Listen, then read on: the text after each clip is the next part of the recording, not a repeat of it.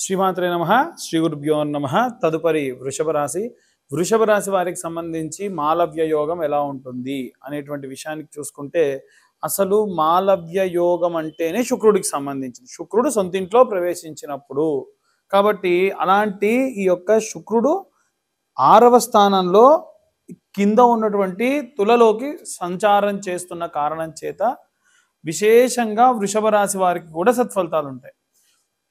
ఈ యొక్క వృషభ రాశి వారికి సంబంధించి విశేషంగా చూసుకుంటే, తృతీయంలో ఉన్నటువంటి గురువేమో మంచి కమ్యూనికేషన్ రిలేటెడ్ ఇష్యూస్లో హెల్ప్ చేస్తూ ఉంటాడు. తర్వాతకి 4వ స్థానంలో ఉన్న కేతువు కుటుంబ సభ్యులకు సంబంధించి ఏదైనా పనిలో ఏవైనా చిన్న చిన్న ఆటంకాలు కలిగించవచ్చు. ఇక 4వ స్థానానికి వచ్చేసరికి 5వ స్థానంలో ఉన్నటువంటి చంద్రగ్రహ సంచారం, ఒకవేళ చంద్రుడు ఈ 15 రోజుల్లో 5వ స్థానంలో సంచారం చేస్తున్నప్పుడు విశేషమైనటువంటి ప్రేమించి వివాహం చేసుకోవాలి అనుకునేటువంటి వారికి యోగ్యంగా ఉండొచ్చు. అలాగే 6వ స్థానంలో శుక్రుడు స్వక్షేత్రంలో ఈ యొక్క మాలవ్య యోగంలో ఉన్నారు. కాబట్టి స్వక్షేత్రంలో ఉన్నటువంటి ఈ యొక్క మాలవ్య యోగం ఎలా లాభిస్తుంది అనంటే, పరివర్తన సంబంధిత లేదా ఏదైనా ఇండిసిప్లిన్ రిలేటెడ్ ఇష్యూస్లో లేకుండా అనుకున్న పనులు అనుకున్న సమయానికి నిజాయితీగా ఒప్పుకొని చేసేట్టుగా సహాయం చేస్తుంది. అలాగే 7వ స్థానంలో సూర్యుడు, బుధుడు, కుజుడు ఈ 3 కూడా అనుకూలమైనటువంటి స్థానంలో బుధాదిత్య యోగంతో రుచక యోగంతో ఉన్న కారణం చేత విశేషమైనటువంటి సత్ఫలితాలు పొందవచ్చు.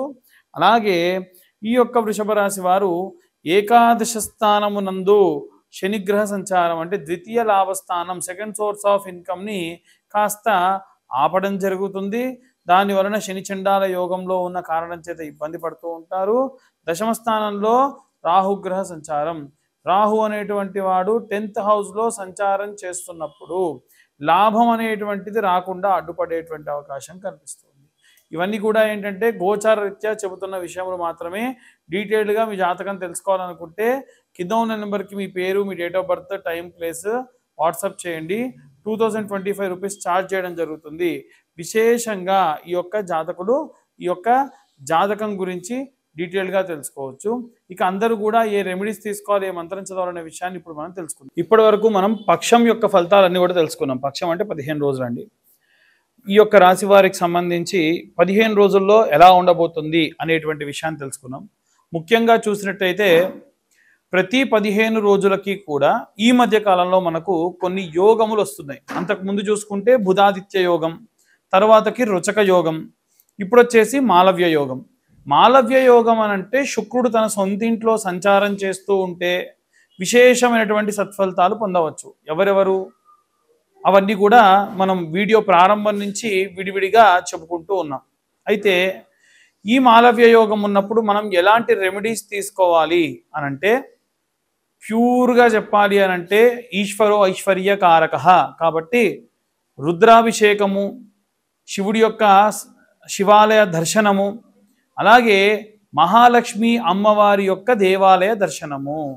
ఎందుకంటే శుక్రుడు అంటే భార్గవుడు విశేషంగా లక్ష్మీదేవి దగ్గర ఎప్పుడు కూడా పూజలు చేయడానికి నియమించబడ్డటువంటి వాడు. అప్పుడు అమ్మవారే స్వయంగా చెప్పిందనమాట, ఎవరెవరైతే ఆడవాళ్ళని తిట్టకుండా ఉంటారో, ఎక్కడైతే ఇల్లు నీట్గా పరిశుభ్రంగా ఉంటుందో, ఏ ఇంటికి వంటికి సువాసన వస్తుందో, ఎక్కడైతే వైభవోపేతంగా వేద మంత్రాలు ఉచ్చరించబడతాయో అక్కడ విశేషంగా లక్ష్మీదేవి తాండవం చేస్తుంది. అలాంటి మాలవ్య యోగం ఉన్నప్పుడు చేస్తే ఇంకా మంచిది. కాబట్టి అందరూ కూడా ముఖ్యంగా చేయవలసిన పని ఏమిటంటే, ఎట్టి పరిస్థితుల్లో సూర్యోదయాన్నే నిద్రలేచి నిత్యము స్నానం చేసిన తర్వాతకి అన్ని పనులు కూడా ప్రారంభించుకొని, ఆడవాళ్ళైతే ఈ మాలవ్య యోగం ఉన్న 15 రోజుల్లో ఓం శ్రీమాత్రే నమః అన్నటువంటి మంత్రాన్ని ఒక్క 10,000 సార్లు పూర్తి చేయాలి. 15 రోజుల్లో 10,000 సార్లు అంటే రోజు ఒక 6-7 జపమాలలు. చాలా చిన్న పదమే కదండి. ఓం శ్రీమాత్రే నమః అన్నటువంటి మంత్రం, అలాంటి మంత్రం చదువుతూ విశేషంగా ఈ యొక్క మంత్రాన్ని జపం చేయండి. తరువాతకి విశేషంగా మగవారందరూ కూడా ఓం నమః శివాయ లేదా ఓం నమో భగవతే వాసుదేవాయ అన్న మంత్రాన్ని చదవాలి. ఈ రెండిటితో పాటుగా ఈ 15 రోజులు కూడా కనకదార స్తోత్రం ఏదైతే ఉందో విశేషంగా రోజు 2 పూటల వినండి. చదవగలిగితే ఇంకా చదవండి. ఒక పారాయణ చేసినట్టుగా ఈ యొక్క కార్తీక మాసం ఇంకా ఉంది కాబట్టి నిత్యము కూడా ఒక్కసారైనా సరే వీలైతే స్కాంద పురాణం వినండి. శరవణ భవాయ విద్మహే కార్తికేయాయ ధీమహి తన్నో స్కంద ప్రచోదయాత్ అన్న మంత్రం కూడా చదవడం విశేషమైనటువంటి సత్ఫలితాన్ని ఇస్తుంది. అంతకు మునుపు నెలలో మనం చెప్పుకున్నాం ఏమని అంటే, మనము పుట్టమన్ను ఆవు పాలు తీసుకువెళ్ళి కలపమని వేయమని చెప్పారండి, కలిపి వేయాలా అని కాల్స్ చేశారు. పోయిన 15 రోజుల్లో చాలామంది చేసినటువంటి కాల్స్ ఏమిటంటే జాతకం కావాలి, డేట్ ఆఫ్ బర్త్ టైం లేదు, డేట్ ఆఫ్ బర్త్ టైం లేకుండా జాతకాలు చెప్పను. అంతకు మునుపు చాలాసార్లు ఈ విషయాన్ని చెప్పాను, మళ్ళీ చెబుతున్నాను. మనం దేన్ని ఆధారం చేసుకొని జాతకం చెప్తామంటే పేరు, date of birth, time, place. మరి జాతకం చెప్పినందుకు డబ్బులు తీసుకుంటారా అని అడుగుతున్నారు. అంటే ఒక్కొక్క మనిషి కోసం 3 గంటల సేపు నాకు నా సమయాన్ని కేటాయించాలి అంటే ఖచ్చితంగా నేను ధనాన్ని తీసుకుంటా, 2025 రూపాయలు ఛార్జ్ చేస్తాను. కాబట్టి పోయిన 15 రోజుల క్రితం జరిగినటువంటి ఏదైతే ఉందో ఆ వీడియో షూట్లో నేను ఎంత డబ్బు తీసుకుంటాను అనేటువంటిది ప్రస్తావించలేదు. అంత కమర్షియల్గా ఉండకూడదు, కనిపించకూడదు, కాల్ చేసిన తర్వాతకి చెప్దామని. కానీ ప్రతి ఒక్కరూ కూడా ఆశ్చర్యపోతూ ఉన్నారు.